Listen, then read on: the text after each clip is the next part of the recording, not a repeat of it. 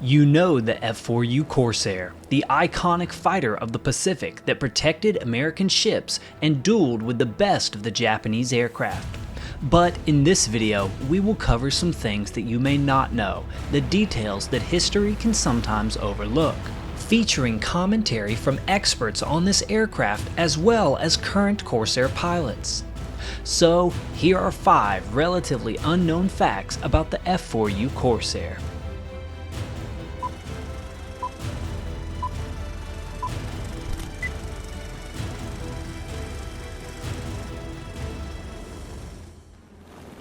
To begin today, we will look at an infamous nickname for the Corsair that many of you may have heard before, the ENSIGN Eliminator.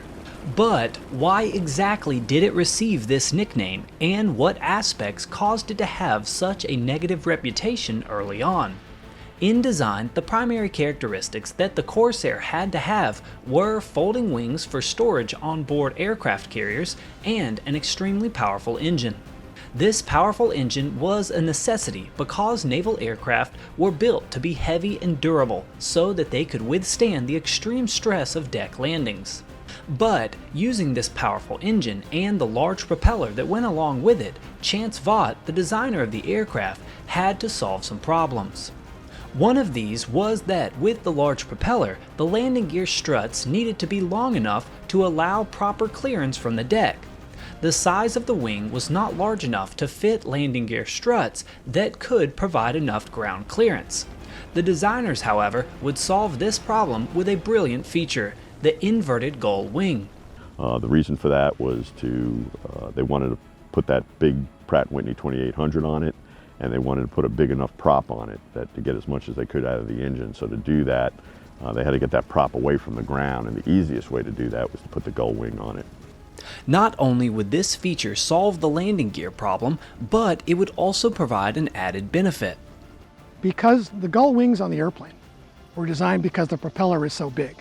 So if you're going to have a carrier-based airplane, you want to have smaller landing gear. So the compromise was you make gull wings to make the landing gear shorter, but still accommodate the big propeller. What they didn't realize is when you move the wings from perpendicular to the fuselage to an angle of the fuselage, it actually decreases the drag. So the airplane's much faster because of that. But as the US Navy would soon find out, this would not be the end of the challenges for the new fighter. As the Corsair passed all the standard aircraft tests and trials, there was another hurdle that it had to overcome before seeing service, being approved for carrier suitability. This, however, would prove to be a challenging task. As the US Navy attempted to test the plane for carrier landings, there were a very high number of early accidents. For starters, the inverted gull wings, while advantageous in some respects, made it easier to stall on approach. Oftentimes, the left wingtip would drop rapidly without warning during the slow carrier landings. This was a very dangerous problem to have. In addition, the long nose of the Corsair made these landings even more hazardous. From the location of the cockpit, visibility was extremely poor for the pilot. If you look at the nose of the airplane, it sticks out in front. In fact, one of the nicknames was the hose nose for the airplane, so it's very difficult to see over the nose.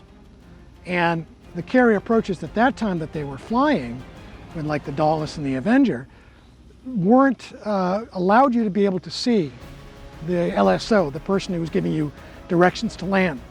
But with the Corsair, you couldn't see it. It was found to be difficult for these men to see directly in front of them. This was far from ideal when trying to land on the deck of a small, moving carrier. 2 things that happened was, one, they realized that when they would roll out and be with the carrier in front of them, that big long nose, they would lose sight of it. Lose sight of the carrier, lose sight of the landing zone. That was one problem. I mean, they could kind of maybe look a little bit off to the side, maybe see, but it was tough. The second problem that they had with the airplane was as they got slow and into the final landing phase, one of the wings would stall before the other, which means the wing would drop, which is not what you want to have when you're coming on board a carrier. Because of these deadly traits, the F4U was quickly recognized to be deadly for inexperienced aviators. This high toll would quickly earn it the dubious nickname of the ENSIGN Eliminator. The Corsair would not earn carrier approval for quite some time. Because of this, it was instead handed off to the US Marine Corps for land-based operations, where it would achieve great success and settle into a well-suited role. But in the meantime, these problems still had to be solved for naval operations, and some of them would eventually be solved by someone other than the United States. So two things that they did. First off is they fixed that wing drop by adding what was called a stall strip to the one wing. And what that did was the one wing that wasn't stalling, now it does stall about the same time that the other wing stalls. That was the problem. The second problem that they had was landing on the carrier. They eventually took the airplane and gave it to the Marines until they could work out some of those problems. Well, the other people that they also gave the airplane to were the Brits. And the Brits are very creative, had to work with very little during the war due to just always being bombed and trying to build what they needed to build. So what they did, they came up with a basically very curved approach to the carrier. So they had the carrier in sight the whole time until about the last couple of seconds, and then it was just flare, put it down. So between those two things, that stall strip and the Brits kind of perfecting the pattern on how to fly this thing on the carrier, all of a sudden the Navy's like, yeah, that sounds like a plan. And they started using the airplanes off the carrier in a very successful way. Up next, at number 4, we will dive into the fascinating first combat and kill for the F4U Corsair. This would take place on February 14th of 1943 in a mission that would come to be known as the St. Valentine's Day Massacre. This mission would see 12 of the brand new Corsairs take off from Guadalcanal to escort 9 B-24 bombers on a raid to hit shipping targets near Bougainville. They were also assisted by a flight of P-38s. In this sortie, however, more than 40 Japanese fighters would pounce on the American force, and the Yankee airmen would take the worst of it. The Japanese would take down 8 American aircraft in this engagement. The losses would include 2 B-24s, 4 P-38s, and 2 F4U Corsairs. Despite multiple American fighters claiming kills, only one Japanese fighter would actually be lost in this dogfight. This would occur when an F4U Corsair, piloted by Gordon Lyon Jr., would collide with a Japanese Zero. This would destroy both aircraft, and both pilots were killed in action. In the tragic engagement, this would actually go down as the first official kill for the F4U Corsair.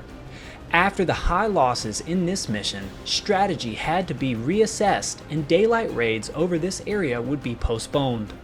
But despite this rough debut for the F4U, the Marine Corps would quickly learn how to better implement this new aircraft, and it would soon demonstrate superiority over nearly all of its Japanese adversaries.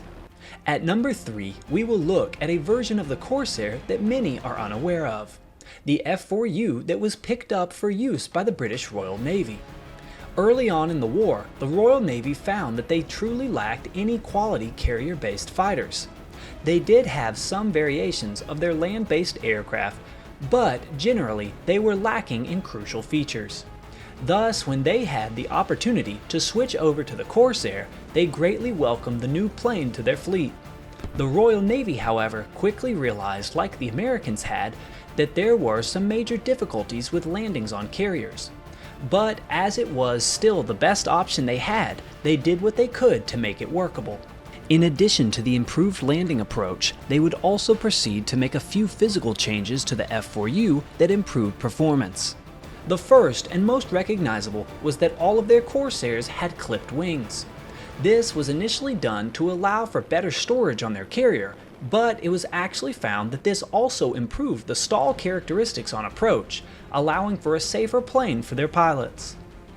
Some of the other changes include the raising of the pilot's seat and altering the canopy, both for improved visibility.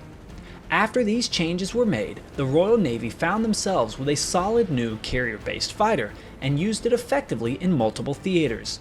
Most notably, however, the Pacific, where they would participate in multiple attacks on Tokyo ports in the final months of the war.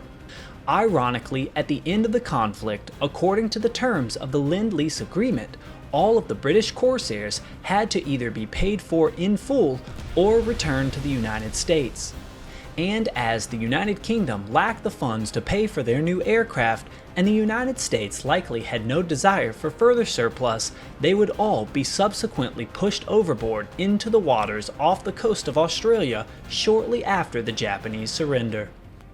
Up next at number 2 are the interesting tangles with former friendlies that the Corsair would have in the years following World War II. There would be 2 primary instances like this. The first would take place in the Korean War, where the Corsair was used by the United States in the early 1950s. Here, it would dogfight against the Soviet Yak-9 on multiple occasions, which was a fairly even dogfight. This would be the first of the battles with the former friendlies, as the Yak-9 was an Allied fighter on the side of the Americans in World War II just a few years prior. The second time this would happen would be very briefly, many years later, in a relatively obscure conflict called the Soccer War. This brief war between El Salvador and Honduras would last only 4 days. And with the state of these militaries, much of the war machines that were used were outdated by most standards across the globe. Thus, during this exchange, which was more than 20 years after the end of World War II, the Honduran Air Force would send up F4U Corsairs, including one pilot that actually scored 3 kills. And on the El Salvadorian side of the battle, one of the aircraft that would be utilized was none other than the P-51 Mustang. Thus, for 4 days, there would actually be dogfighting between 2 of the most iconic American aircraft of World War II. Finally, at number 1, we will look at one of the only times a Corsair would end up in enemy hands. And it is likely not the enemy that you would expect. This would take place on July 18th of 1944, when a British Corsair, flown by a Lieutenant Matherley, would participate in an anti-submarine patrol off the coast of Norway. During the course of this mission, however, his F4U would experience problems, and he would be forced to make an emergency landing rather than risk bailing out and possibly landing in the icy waters or steep mountains below. He would bring his Corsair down for a safe landing at a German airfield, where he was taken into custody. His aircraft was seized and would eventually be sent to Germany. Lieutenant Matherley, however, refused to tell the German interrogators how to fold the wings of the aircraft, which made transporting this plane much more difficult, as it was not able to be stowed. After it was finally transported, the plane would join the captured aircraft group of the German military aviation test facility and would be studied by the Luftwaffe. This was likely the only Corsair to ever be captured by the Germans. A big thank you to the Commemorative Air Force and Airbase Georgia, who allowed me to get incredible access and information for this video. If you want to check out their warbirds or get involved, please visit their Facebook or YouTube pages below. Comment what plane I should cover next, and I'll see you next time.